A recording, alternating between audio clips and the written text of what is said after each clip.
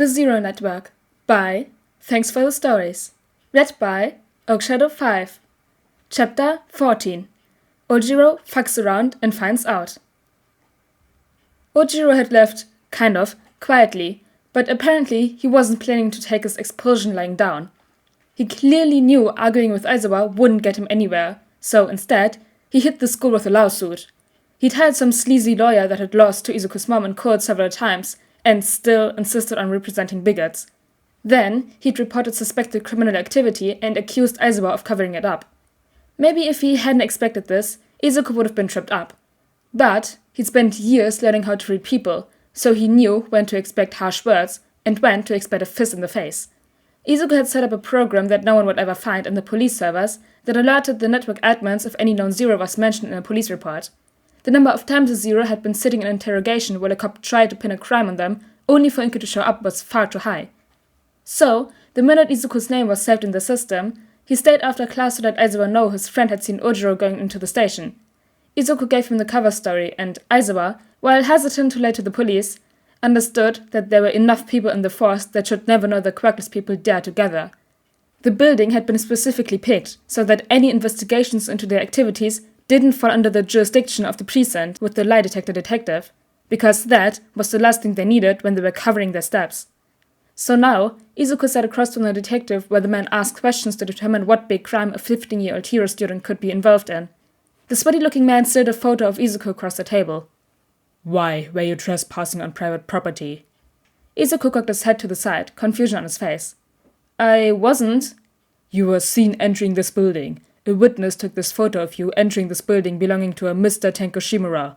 They also informed us that several other sketchy characters entered the building as well. So, I'll ask again, why were you and these people trespassing on private property? You're already going to be charged with trespassing. Make it easier on yourself. If you tell us what was going on, we can talk to the judge for you." Izuku sighed and took the candy offered to him by his lawyer, a man who worked with his mother on several occasions. Sucking on the caramel, he said, "Did you even bother to call Tenko before you asked me to come down here? You can't threaten me with trespassing if you haven't spoken to the owner of the building to see if they want to press charges, and I guarantee you, they don't." The cop's face was turning a bit red, not expecting a quirkless kid to call him out like that. "We aren't going to bother Mr. Shimura until we know exactly what you are using his property for." "There." "Excuse me?" The man was quickly losing patience. Izuku huffed. "You call Tenko Mr. and his. Tenko is non-binary, so the correct pronoun would be there. Also, they prefer mates. And that's how I knew you didn't talk to them. Well, that, and you think I was trespassing.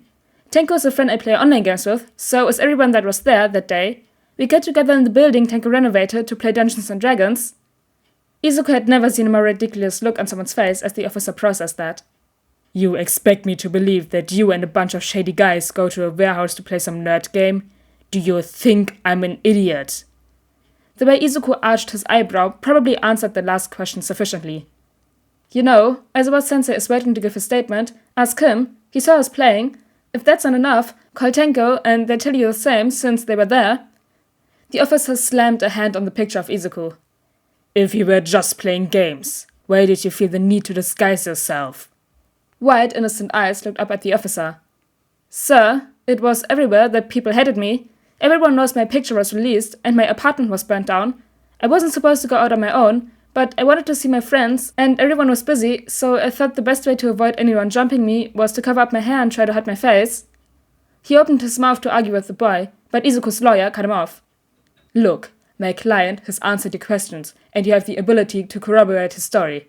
Since all the accusations against him have been addressed and you aren't charging him with anything, we'll be taking our leave. If you have any further questions, here's my card. You can call me and I'll contact Mr. Midoriya to set up any future interviews." They left the room and took a seat in the waiting area until Aizawa was finished giving his statement. 10 minutes later, the pissed-off teacher collected Izuku. They said goodbye to his lawyer, and Izuku slid in the passenger seat of Aizawa's car. They sat in silence for a few minutes before Izuku got up the nerve to speak. "I'm sorry for causing all this trouble for you, sensei." Aizawa's grip on the steering wheel tightened. "You didn't cause problems, Midoriya. You were just trying to spend time with your friends, and a quirkest asshole decided to use any reason he could find to take you down. This is all Ojiro's fault. Don't take the blame for someone else being a dick." He reached out and ruffled Izuku's hair. I'm just mad at myself for not kicking him out sooner. Izuku smiled at his teacher. Don't be mad at yourself, sensei. You thought you could teach him to be a better person. If someone had done that sooner, maybe things would have been different. If I can't blame myself for someone being a dick, you can't blame yourself for the world teaching him to be a dick. Stop making good points when I'm trying to beat myself up, problem child. Izuku laughed at his teacher's grumbling and changed the subject to trying to get Aizawa to get him an ice cream from McDonald's. He didn't get it, but he had to try to hide his grin when they pulled into the parking lot of an ice cream shop. Izuku was sitting between Shoto's legs on the couch, playing some shooter game with Kaminari while Shoto scrolled on his phone and pressed kisses to Izuku's hair occasionally. His boyfriend laughed. Look, Izu, seems like Ojiro got stuck with community servers. Izuku looked at the picture of the blonde in a horrible yellow vest picking up trash at the top of an article about the lawsuit against UA. The team of lawyers UA hired to tear the boys' case apart had revealed that Ojiro had actually followed Izuku from his house that day. Apparently, he'd been the one leaving threatening notes in the mailbox for the last 3 weeks before the whole thing went down. They'd thought it was a neighbor, but the cops wouldn't do anything, and Izuku hadn't been worried enough to have someone from the network stake out his house. The notes were vague and clearly meant to intimidate. There were no indicators that the person writing them would turn violent anytime soon. Ojiro happened to be leaving one when he saw Izuku leave his house and followed him. Izuku blamed his excitement at seeing his friends for not realizing he was being followed, but he asked Aizawa for a few extra lessons on situational awareness anyway. Couldn't hurt to up his skills. The boy was charged with harassment and stalking, but since he didn't take violent action, his only consequences were community service and the lawsuit against UA being dismissed. Obviously, he hadn't been wrongfully expelled if he was stalking a classmate. Izuku laughed lightly at the picture. Yellow really isn't his color. Chuckles sounded around the room, and everyone went back to their activities. The other teenager was of no importance to them anymore. The only good thing, aside from not having to deal with him anymore, that came from all this was his last 2 classmates getting their heads out of their asses. Jiro and Asui hadn't bothered to apologize, but they didn't send him hateful looks anymore, and Sero claimed they were taking their discrimination classes more seriously. They'd even both requested therapy. Things were really looking up for his class. Yes, Ojiro got what he deserved. It's just community service, but at least it's something. But anyways, guys, I hope you all enjoyed chapter 14 of the Zero Network, and I'll see you all next time. Bye!